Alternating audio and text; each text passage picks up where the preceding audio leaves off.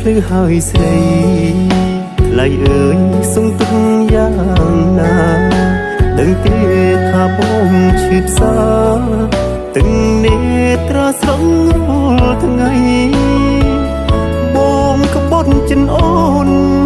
ហើយទៅស្រវាអ្នកថ្មី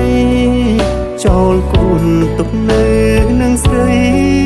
មិនអាឡ័យได้ធ្លាប់ក្នុងខ្នងបងជ្រឹងអ្នកថ្មីចោលស្រីរៀបការពេញច្បាប់មិនខ្វល់ពីគេបងអប់ថាប្តីលួចមានសាហាយសាប់បាយមួយពេលគ្រួសារយើងក៏ត្រូវរលាយកូនអើយកុំយំឆោមឆាយ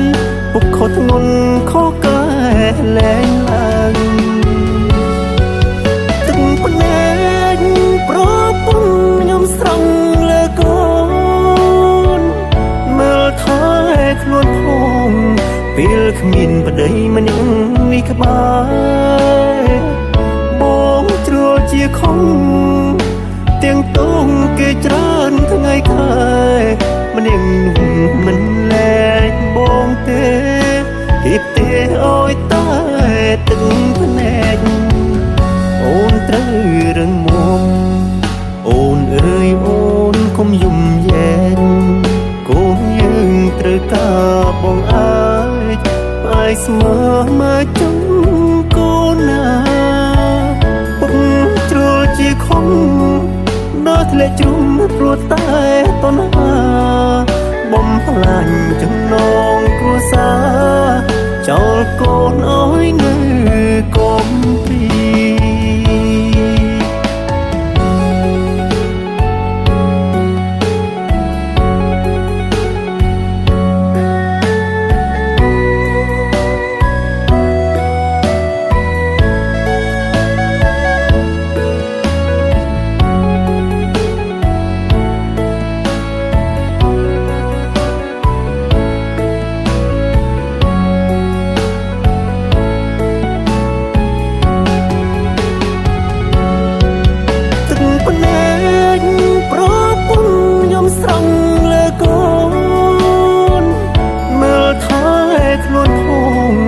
ពេលគ្មានប្តីម្នាក់នេះក្បែ